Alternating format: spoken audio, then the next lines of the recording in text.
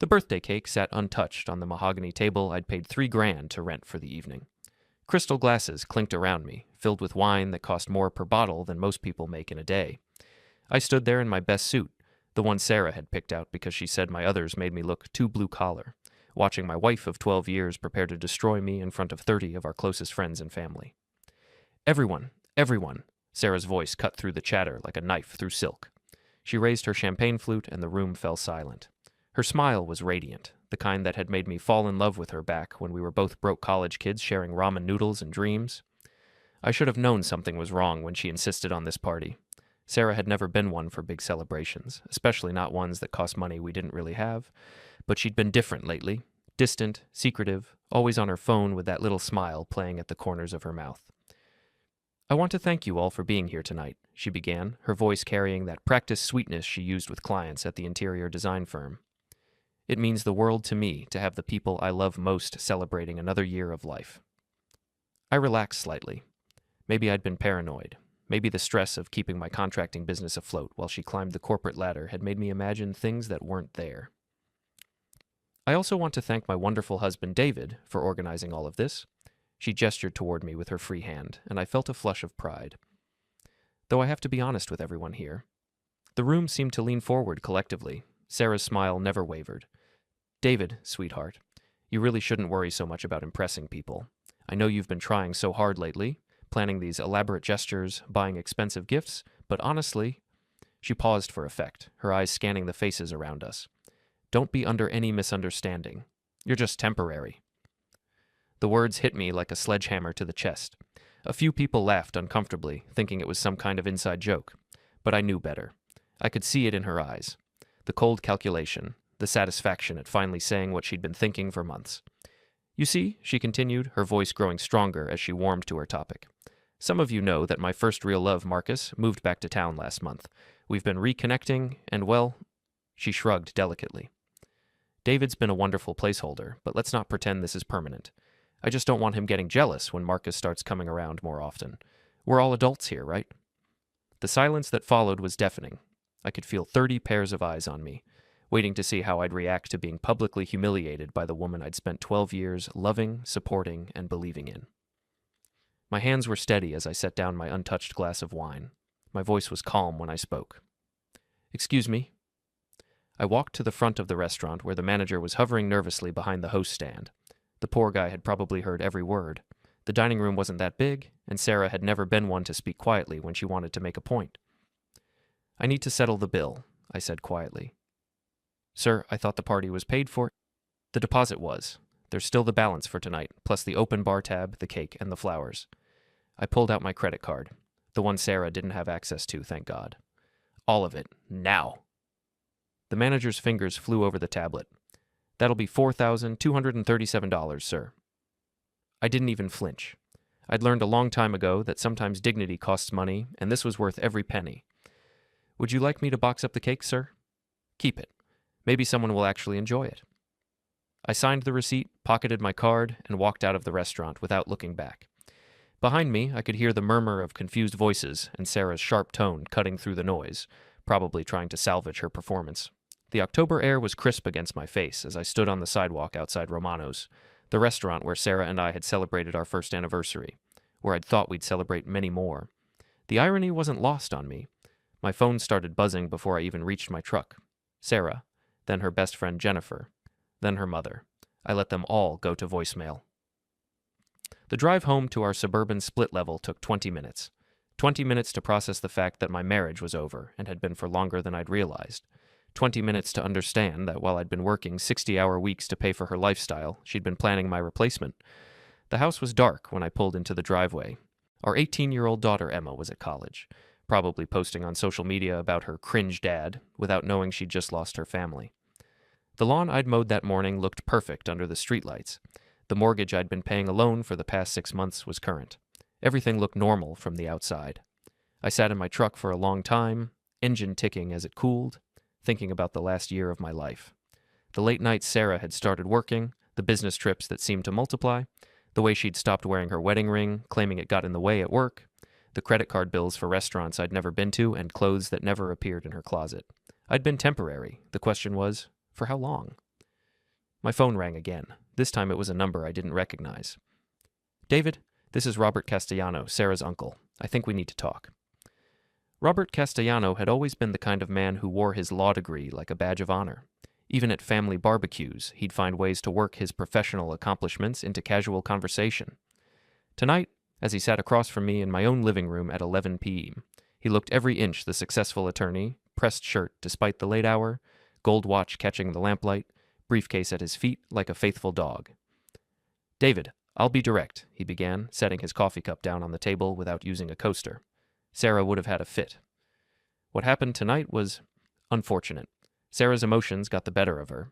She's been under a lot of stress at work, and sometimes people say things they don't mean. I leaned back in my chair and studied him. Robert had never liked me. That much had been clear from the day I'd asked for his blessing to marry his niece. I was too blue-collar, too rough around the edges for his precious Sarah. The fact that I'd built a successful business from nothing didn't matter to him. I wasn't born into money, so I'd never be good enough. "Stress?" I repeated. "Is that what we're calling it?" "Look, I know you're hurt, but think about this rationally. You've got a good thing here. Nice house, successful wife, daughter in college. Why throw it all away over one bad night?" I almost laughed. "One bad night? Robert, your niece just announced to 30 people that I'm a temporary placeholder while she reconnects with her ex-boyfriend. She told them not to worry when he starts coming around more often. How exactly do you spin that into stress?" Robert shifted uncomfortably. "Sarah told me about the financial pressures you've been under. The business hasn't been doing well, has it? Maybe she's feeling insecure about the future, looking for stability." "Stop." I held up my hand. "Just stop. My business is fine. More than fine, actually. I've got 3 major contracts lined up for next year and a crew of 8 guys who depend on me for their livelihoods. The only financial pressure in this house comes from your niece's shopping habits and her need to keep up with her new friends at that design firm." "David, be reasonable." "I am being reasonable. I paid for tonight's party. $4,000 for the privilege of being humiliated in public. I've been paying the mortgage alone for 6 months because Sarah claims her salary is tied up in investments. I've been covering Emma's college expenses while Sarah spends her money on designer clothes and spa weekends with Jennifer. So tell me, Robert, exactly what part of this arrangement am I supposed to fight to keep?" Robert's jaw tightened. "You're making a mistake. Sarah is a beautiful, intelligent woman with a bright future ahead of her. She could have any man she wants. The fact that she chose you should tell you something about her character." There it was, the truth he'd been dancing around for 12 years. In Robert's mind, I should be grateful that his niece had lowered herself to marry me. I should accept whatever scraps of affection she threw my way and keep my mouth shut about the rest. "You're right," I said, standing up. "It does tell me something about her character, just not what you think." Robert rose as well, straightening his tie like he was preparing for battle. Don't be foolish, David. You sign those divorce papers and you'll lose everything. The house, half your business, probably your relationship with Emma. Sarah's not vindictive, but she's also not stupid. She knows her worth. And what exactly is her worth, Robert? More than you can afford to lose." The threat hung in the air between us like smoke. Robert was good at this, the subtle intimidation, the implication that I was punching above my weight class. It had worked for years, keeping me in line, making me grateful for whatever attention Sarah deigned to give me. But something had shifted tonight. Maybe it was the public humiliation, or maybe it was finally seeing myself through Sarah's eyes, not as a partner, but as an inconvenience she'd grown tired of managing. Either way, I was done playing the grateful peasant. "You know what, Robert? You're absolutely right. Sarah is worth more than I can afford to lose. Lucky for me, I'm not losing her. I'm getting rid of her." His face flushed red. "You arrogant son of a—" "Careful," I said quietly. "You're in my house, sitting on furniture I paid for, drinking coffee I made. Don't forget yourself." Robert grabbed his briefcase and headed for the door. "You'll regret this, David. Sarah won't make it easy for you." I wouldn't expect her to. After he left, I sat back down and pulled out my phone. It was almost midnight, but I knew he'd be awake. Tom Morrison had been my best friend since high school, and more importantly, he was the best divorce attorney in the county. "Dave? Jesus, what time is it?" "Tom, I need a lawyer." There was a pause. "What happened?" I told him everything. The party, the announcement, Robert's visit. Tom listened without interrupting, occasionally making small sounds of disbelief. "Christ, Dave, I'm sorry. I always thought Sarah was a little cold, but this... Can you help me? Can I help you? Brother, I'm going to destroy her. But I need you to understand something first. This is going to get ugly, really ugly. Sarah's not going to just roll over, especially with Uncle Robert whispering in her ear. Are you prepared for that?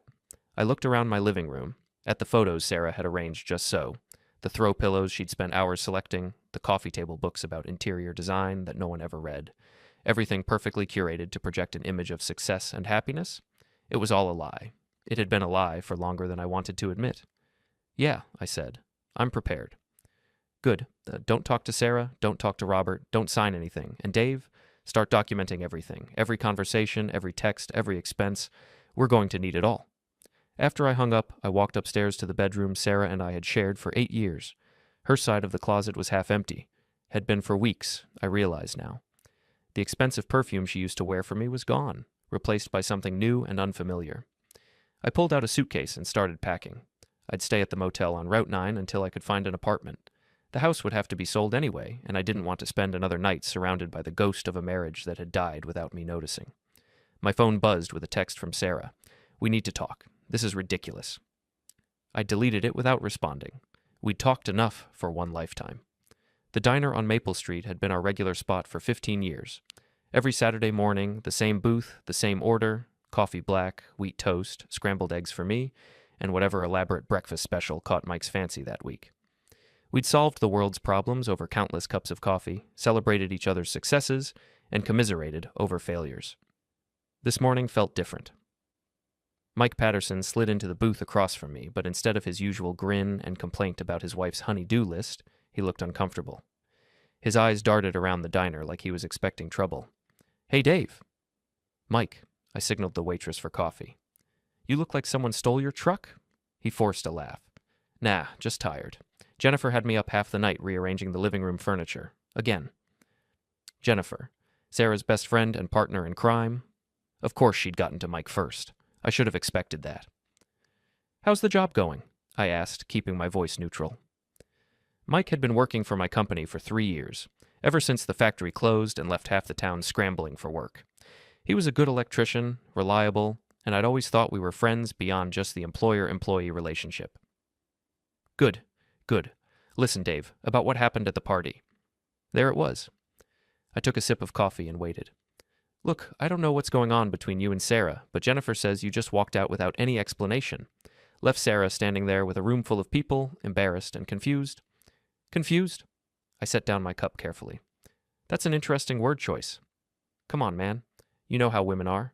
They say things when they're upset, things they don't mean. Maybe Sarah was just trying to make you jealous, get your attention. Jennifer thinks. What exactly did Jennifer tell you about that night, Mike? He shifted in his seat. Just that Sarah made some joke about you being temporary, and you took it the wrong way. Overreacted. Jennifer says Sarah's been crying for 3 days. Doesn't understand why you won't talk to her. I leaned back and studied my friend's face. Mike was a good guy, but he'd never been the sharpest tool in the shed. If Jennifer told him the sky was green, he'd probably believe it. Still, I'd expected better from him. Did Jennifer mention that Sarah announced she was reconnecting with her ex-boyfriend? That she told 30 people not to worry when he starts coming around because our marriage isn't permanent? Mike's face went pale. She didn't say that part. Did she mention that Sarah told everyone I was just a placeholder while she figured things out with Marcus? Jesus, Dave. No, Jennifer said it was just a joke that went wrong. I pulled out my phone and scrolled to the voicemail I'd received yesterday from Jennifer's neighbor, Mrs. Chen. The old woman had been at the party and felt bad about what she'd witnessed. She'd recorded Sarah's speech on her phone, thinking it was going to be a sweet birthday tribute. Want to hear it for yourself? Mike shook his head quickly. No, I believe you. Why would Jennifer lie to me? Because Sarah asked her to. Because they've been best friends since college and friendship trumps truth. Because Jennifer probably helped plan the whole thing. The waitress appeared with our usual orders, but neither of us touched the food.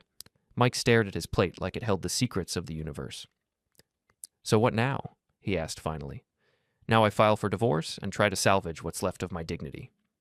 And the job? I looked at him for a long moment. Mike had a wife and 2 kids. He needed the work, and I needed good electricians.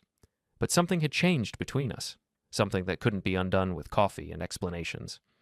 That depends on you, Mike. Can you work for someone Jennifer's been telling you is an unreasonable asshole who abandoned his wife for no good reason? Dave, come on. It's not like that, isn't it? You came in here ready to lecture me about overreacting to my wife's joke. You were prepared to tell me I should apologize to her and work things out, all based on Jennifer's version of events, which you now know was complete bullshit. Mike rubbed his face with his hands. I'm sorry, man. I should have asked for your side first. Yes, you should have, but you didn't, because somewhere in your mind, you already decided I was probably in the wrong. Sarah's the successful one, the pretty one, the one with the education and the career. Of course, the blue-collar husband must have screwed up somehow. It's exactly what you thought. And you know what? I don't blame you. I thought the same thing for years every time we had problems. Must be something I did wrong, something I could fix if I just tried harder. Mike was quiet for a long time. When he finally spoke, his voice was small. What do you want me to do? I want you to think about whether you can work for someone you don't respect. Because if you don't respect me enough to hear my side before judging me, then you don't respect me at all. I left $20 on the table and walked out. Behind me, Mike called my name, but I didn't turn around. Some bridges, once burned, can't be rebuilt. The next few days brought more of the same. Friends who'd known me for years suddenly became distant or openly hostile. Sarah's version of events, filtered through Jennifer and Robert, painted me as an unstable husband who'd abandoned his wife during her birthday celebration. The fact that I'd paid for the party was conveniently omitted from their narrative. By Thursday, I'd lost 3 longtime friends and gained a reputation as either a heartless bastard or a man having a midlife crisis. The guys on my crew were walking on eggshells around me, unsure whether to believe the rumors or trust their own experience. That's when Jennifer decided to pay me a visit. She showed up at the job site where we were renovating a kitchen for the Hendersons, marching across the plastic sheeting in her designer heels like she owned the place. My crew stopped working to stare. Jennifer was the kind of woman who commanded attention, all curves and confidence, and barely contained energy. David, we need to talk. I'm working, Jennifer. This is more important than work. Sarah is falling apart. She hasn't eaten in 3 days, can barely function at the office. You need to stop this nonsense and come home. I set down my drill and turned to face her. Nonsense. This whole divorce thing, it's ridiculous. So Sarah said something stupid at her party. So what? People make mistakes. You don't throw away 12 years of marriage over one bad night. One bad night. I was getting tired of that phrase. Is that what you're calling it? What would you call it? The truth. Finally. Jennifer's perfectly made-up face twisted with frustration. You're being dramatic. Sarah loves you, David. She's always loved you. Yes, she's been confused lately, maybe a little nostalgic about old relationships. But that doesn't mean anything. It's normal for people to wonder about paths not taken. Paths not taken, right. I picked up a rag and wiped the dust off my hands, taking my time. Tell me, Jennifer, how long have you known about Marcus? Her face went very still. I don't know what you mean. Sure you do. How long have you known that Sarah's been talking to her ex-boyfriend? How long have you been helping her reconnect with him? I haven't been helping her do anything. Sarah makes her own decisions. But you knew. You knew she was planning to humiliate me at that party. You knew she was going to announce that our marriage was temporary. And you said nothing. Jennifer's composure cracked slightly. It wasn't supposed to happen like that. Sarah was nervous, had too much wine. She was going to talk to you privately first, explain that she needed some space to figure things out. Space to figure things out. With Marcus. Maybe. I don't know. The point is, she loves you, David. She's just confused right now. I laughed, but there was no humor in it. You know what, Jennifer? I believe you. I think Sarah does love me, in her own way. The problem is, her way isn't enough anymore. Jennifer stepped closer, and I caught a whiff of her expensive perfume. Don't do this, David. Don't let your pride destroy your family. Emma needs her parents together. Sarah needs you. And whether you want to admit it or not, you need her too. What I need is a wife who doesn't introduce me as temporary to a room full of people. What I need is a partner who doesn't spend months planning my replacement while I pay for her lifestyle. What I need is someone who respects me enough to end our marriage privately instead of turning it into dinner theater. She made a mistake. No, Jennifer, she told the truth, finally. And you know what? I'm grateful. I could have spent another 5 years wondering why she was so distant, why she didn't wear her ring anymore, why she worked late so often. Instead, she saved me the trouble of figuring it out myself. Jennifer's eyes filled with tears. Real ones, I thought, not the crocodile tears she usually deployed when she wanted something. Please, David, don't do this. Sarah's my best friend, and she's destroying herself over this. If you ever loved her, don't let it end like this. For a moment, I almost felt sorry for her. Jennifer genuinely believed she was helping, that love could overcome public humiliation and betrayal if everyone just tried hard enough. I did love her, Jennifer. I loved her more than anything in the world. But love isn't enough when there's no respect. And after what happened at that party, there's no respect left. I turned back to my work, and after a few minutes, Jennifer left. But I knew this wasn't over. Sarah wasn't the type to accept defeat gracefully, and with Robert and Jennifer coaching her, things were about to get much worse. I was right. The ambush came on a Friday night at Murphy's Tavern, the blue-collar bar where I'd been drinking beer and shooting pool since I was old enough to hold a cue stick. It should have been neutral territory. A place where working men could relax without pretense or judgment, but apparently nowhere was safe anymore. I was 2 beers into my evening, finally starting to unwind after a week of hostile stares and whispered conversations when they walked in. Mike Patterson, followed by 3 other guys I'd considered friends, Danny Kowalski from the auto shop, Pete Riley, who ran the hardware store, and Mark Stevens, who'd been my drinking buddy since high school. They approached my table like a delegation, faces grim with purpose. The rest of the bar seemed to sense the tension. Conversations died down, and I could feel eyes turning our way. Dave. Mike slid into the booth across from me without being invited. The others remained standing, forming a semicircle that blocked my exit. We need to talk. About what? About what you're doing to Sarah, about how you're acting like a complete asshole to everyone who tries to help you see reason. I took a slow sip of my beer and looked around the table. These were men I'd known for decades, guys I'd helped move, whose kids I'd hired for summer jobs, whose wives I'd given discounts to when money was tight. Now they were looking at me like I was a stranger. Help me see reason, I repeated. Interesting way to put it. Danny leaned forward, his thick arms crossed over his chest. Come on, Dave. We've all been married long enough to know that women say stupid shit sometimes. My Linda once told me she wished she'd married her high school boyfriend instead of me. You know what I did? I bought her flowers and took her out to dinner. We worked through it. Did Linda announce to a room full of people that you were temporary while she reconnected with her ex? That's not the point. That's exactly the point. I set down my beer harder than necessary. This isn't about hurt feelings or miscommunication. This is about my wife publicly declaring that our marriage is a placeholder arrangement. Pete shifted uncomfortably.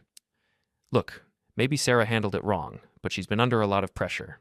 Jennifer says she's been working crazy hours trying to make partner at that firm. People crack under stress. Jennifer says a lot of things, most of them bullshit. Mark finally spoke up, his voice carrying the authority of our longest friendship. Jesus Christ, Dave. Listen to yourself. You're talking about throwing away 12 years of marriage because your wife made one stupid comment at a party. You think you're going to find better? You think there's some perfect woman out there waiting for a 43-year-old contractor with trust issues? The words hit like a slap. Mark knew how to hurt me. He'd been there through my awkward dating years, my failed relationships before Sarah, my fears that I'd never find someone who could love me despite my rough edges and blue-collar background. Trust issues, I said quietly. That's what we're calling it now? What would you call it? You won't even talk to Sarah. Won't consider counseling. Won't give her a chance to explain or apologize. That sounds like trust issues to me. I looked around the table at these men I'd called friends, seeing them clearly for the first time. They weren't here because they cared about me or my marriage. They were here because their wives had sent them, because Jennifer and Sarah had deployed them like weapons in a war I hadn't known I was fighting. You want to know about trust issues? I stood up slowly, my chair scraping against the floor. Let me tell you about trust issues. Trust issues are when your wife stops wearing her wedding ring and claims it's for work. Trust issues are when she starts working late 3 nights a week, but her paychecks don't reflect the overtime. Trust issues are when you find credit card bills for restaurants you've never been to and clothes that never appear in her closet. The bar had gone completely quiet now. Even the jukebox seemed to have stopped playing. Trust issues are when you ignore all of that because you love someone and want to believe the best about them. Trust issues are when you plan an expensive birthday party to show that person how much they mean to you, and they use it as an opportunity to humiliate you in front of everyone you know. Mike tried to interrupt. Dave, I'm not finished. My voice carried across the silent bar.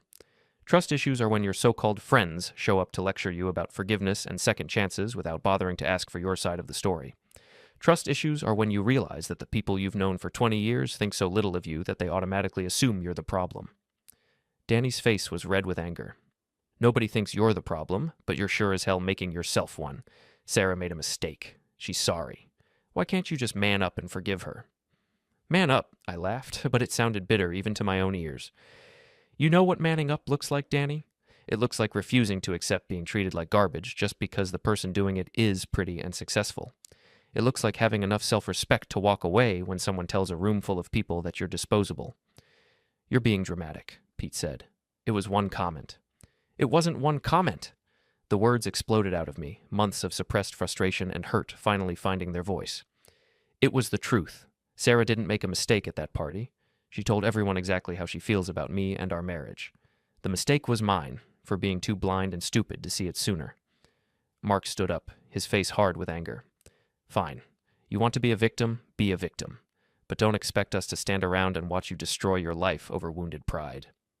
Wounded pride? I shook my head. You really don't get it, do you? This isn't about pride. This is about finally seeing myself clearly.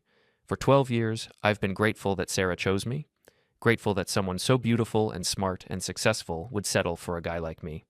I've spent 12 years trying to be worthy of her, trying to prove I deserved her love. I pulled out my wallet and threw a 20 on the table. But you know what I figured out? I don't need to prove anything to anyone. Not to Sarah, not to her uncle, not to Jennifer, and sure as hell not to you guys. I'm a good man. I work hard, I pay my bills, I treat people with respect. If that's not enough for Sarah, then she's not enough for me. The silence that followed was deafening. I could feel the weight of every eye in the bar, could sense the shift in the room's energy. Some faces showed understanding, others disapproval, but all of them were seeing me differently than they had 5 minutes ago. Mike made one last attempt. Dave, come on. Don't let it end like this. We're your friends. No, I said quietly. You're Sarah's friends. You're Jennifer's friends. You're here because your wives told you to fix me, to talk sense into me, to make me go back to being the grateful husband who doesn't cause problems. I looked at each of them in turn. Real friends would have asked for my side of the story. Real friends would have supported me when my marriage fell apart, not blamed me for it. Real friends wouldn't have shown up here like some kind of intervention to convince me that being humiliated in public is something I should just get over. I started toward the door, then turned back. And Mark, you asked if I think I'll find better. Here's the thing. I don't need to find better. I just need to stop accepting worse.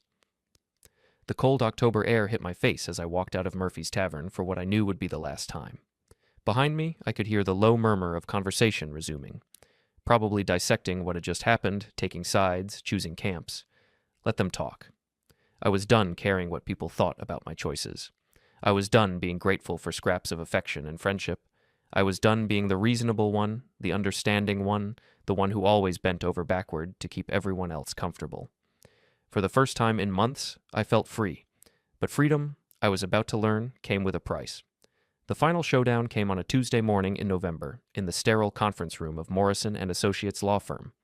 Sarah sat across from me at the polished oak table, flanked by Robert and a sharp-faced woman I didn't recognize. Her name was Patricia Vance, and according to Tom, she specialized in high-conflict divorces where wealthy wives needed to be protected from vindictive husbands. Sarah looked terrible. The confident, glowing woman who had humiliated me at her birthday party was gone, replaced by someone hollow-eyed and brittle. She'd lost weight she couldn't afford to lose, and her expensive clothes hung on her frame like they belonged to someone else. For a moment, I almost felt sorry for her. Almost. David, she said as I took my seat next to Tom. Her voice was small, uncertain. Thank you for agreeing to meet. I was hoping we could work this out between ourselves, without lawyers getting in the way. Patricia Vance leaned forward before I could respond. My client is prepared to be very reasonable, Mr. Carter. Despite the emotional trauma you've caused by abandoning her without warning, Mrs. Carter is willing to consider a reconciliation if certain conditions are met. Tom laughed, actually laughed, and I saw Robert's face darken with anger. Abandoning her? Is that what we're calling it when someone leaves a party where their spouse publicly announces they're temporary? My client made an unfortunate comment while under the influence of alcohol, Patricia continued smoothly. She's prepared to apologize and seek counseling to address the underlying issues in the marriage. Underlying issues, I repeated. Such as? Sarah finally found her voice. David, I know I hurt you. I know what I said was wrong, and I'm sorry. But we can fix this. We can go to counseling, work on our communication, rebuild the trust. What trust, Sarah? The question hung in the air like smoke. Sarah's eyes filled with tears, and I could see her trying to summon the charm that had always worked on me before. The trembling lip, the vulnerable look, the promise that things would be different if I just gave her another chance. "I know you're angry," she whispered. "You have every right to be. But I love you, David. I've always loved you. What I said at the party, it wasn't real. I was confused, scared about turning 40, worried about our finances. Marcus had been texting me, bringing up old memories, and I guess I got caught up in some fantasy about the past." "Texting you." Tom made a note on his legal pad. "For how long?" Sarah's lawyer shot her a warning look, but it was too late.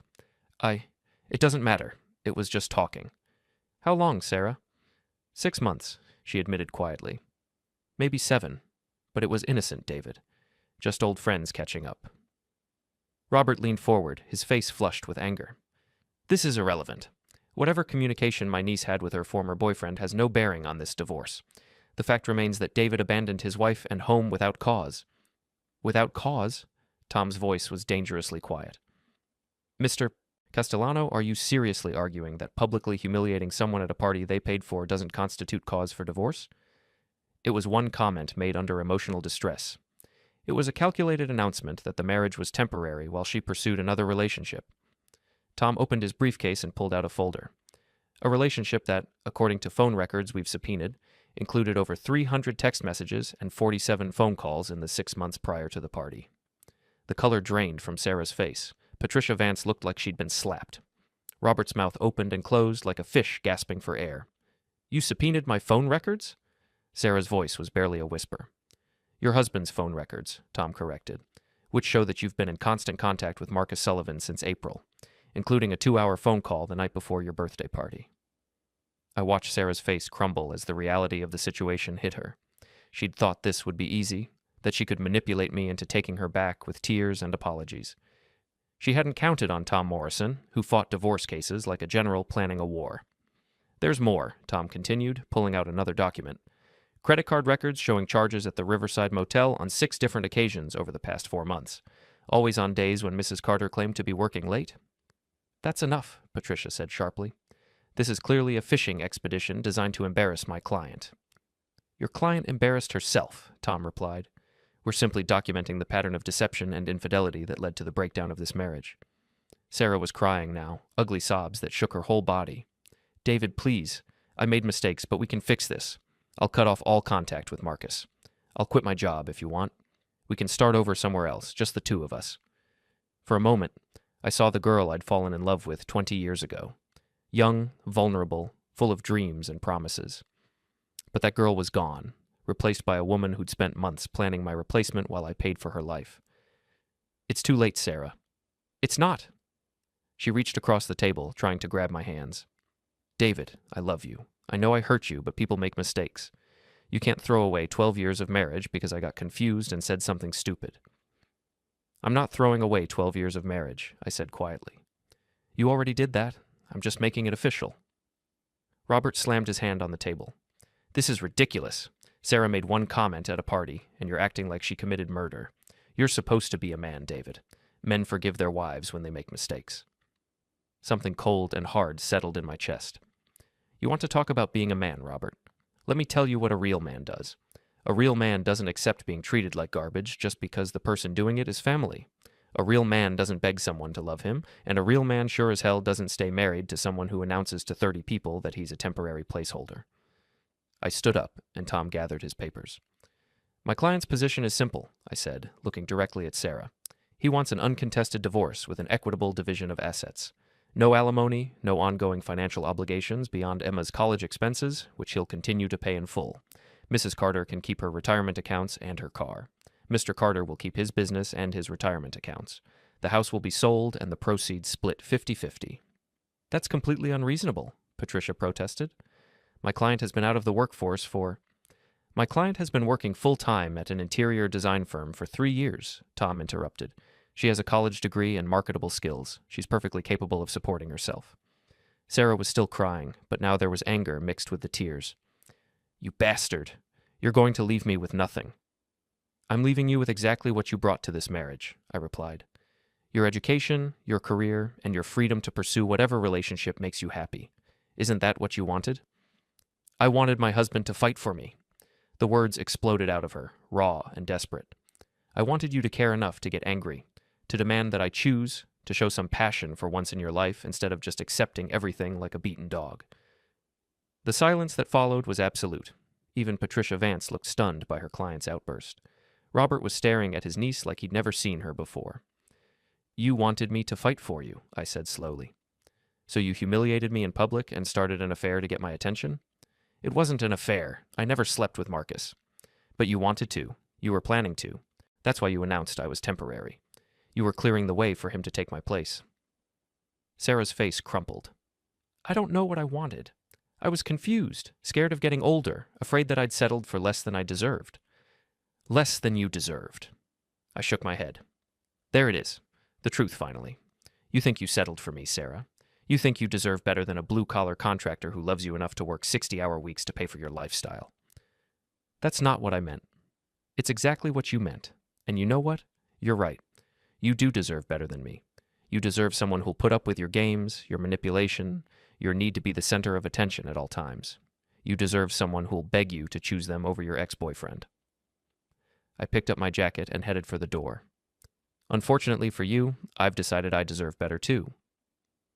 The divorce was finalized 6 weeks later. Sarah contested nothing. Tom had made it clear that going to trial would only result in more of her secrets being aired in public court. She moved in with Jennifer temporarily, then disappeared from town entirely. I heard through the grapevine that she'd taken a job with a design firm in Boston, starting over in a city where no one knew about her failed marriage or public humiliation. Marcus never materialized as her knight in shining armor. Apparently, the fantasy of rekindling an old romance was more appealing than the reality of dating a recently divorced woman with emotional baggage. Emma came home for Christmas break and spent an awkward week trying to navigate the new reality of her parents' divorce. She blamed me at first, parroting Sarah's version of events about her father's unreasonable behavior and refusal to forgive, but Emma was smart, and as the details emerged, she began to understand what had really happened. Mom really said you were temporary? She asked one evening as we sat in my new apartment, eating takeout Chinese food off paper plates. She did. In front of all those people? Yeah. Emma was quiet for a long time, picking at her lo mein with plastic chopsticks. That's really messed up, Dad. Yeah, it is. Are you okay? I mean, really okay? I looked at my daughter, 18 years old, smart, beautiful, on the verge of becoming the woman she was meant to be. She deserved honesty, not the careful lies adults usually told children about divorce. I'm better than I've been in years, I said. I'm hurt, and I'm angry, and I'm disappointed. But I'm also free. Free from walking on eggshells, free from wondering what I did wrong, free from trying to earn love from someone who saw me as a consolation prize. Emma nodded slowly. Mom called me yesterday. She's seeing a therapist, trying to figure out why she sabotaged her marriage. She wanted me to ask if you'd consider talking to her. What did you tell her? I told her that some things can't be fixed with therapy and apologies. Some things, once you break them, stay broken. Smart kid. Smarter than her old man had been for most of his adult life. 6 months after the divorce was final, I ran into Mike Patterson at the hardware store. He looked uncomfortable, shifting his weight from foot to foot like he was trying to decide whether to acknowledge me or pretend he hadn't seen me. Dave, how are you doing? Good, Mike. Really good. I heard you got the Morrison construction contract. That's huge. Yeah, business is good. It was more than good. Without Sarah's expensive tastes and constant need for upgrades, I was saving more money than I'd ever thought possible. The Morrison job would set me up for years. Mike nodded awkwardly. Listen, about that night at Murphy's, I was out of line. We all were. I should have heard your side before judging you. Water under the bridge. Is it? Because I've been thinking about what you said, about real friends and all. You were right. We should have supported you instead of trying to fix you. I studied his face, looking for signs of sincerity. Mike had always been a follower, easily influenced by stronger personalities, but he seemed genuinely remorseful. I appreciate that, Mike. Any chance we could grab a beer sometime? Talk things through? I thought about it for a moment. The old me would have said yes immediately, grateful for any sign of acceptance or forgiveness. The new me had learned to value my time and energy more carefully. Maybe, I said finally, but not at Murphy's. Mike laughed, and for a moment it felt like old times. Yeah, I figured. That place has too many memories. Too many ghosts. As I drove home to my small but comfortable apartment, I thought about ghosts and memories and the price of starting over. Sarah had wanted me to fight for her, to prove my love through jealousy and desperation. Instead, I'd fought for myself, for my dignity, my self-respect, and my right to be valued by the people in my life. It had cost me a marriage, several friendships, and the comfortable illusion that love was enough to overcome any obstacle. But it had given me something more valuable, the knowledge that I was worth fighting for, even if I had to do the fighting myself. The phone rang as I was unlocking my door. Emma's number flashed on the screen. "Hey, kiddo?" "Dad? I just wanted to tell you something. I'm proud of you." "Proud of me for what?" "For not taking her back. For knowing your worth. For showing me what self-respect looks like." I felt my throat tighten with emotion. "Thanks, Em. That means everything to me." "I love you, Dad. I love you too." After I hung up, I sat in my quiet apartment and thought about the man I'd been a year ago. Grateful, accommodating, always trying to prove he deserved the love he was given. That man was gone, replaced by someone harder but more honest, someone who understood that respect couldn't be earned from people who didn't want to give it. Sarah had called me temporary, thinking it would motivate me to fight harder for her affection. Instead, she'd freed me from the prison of trying to be enough for someone who would never see my worth. In the end, she'd given me the greatest gift possible, the truth about who she really was and the courage to become who I was meant to be.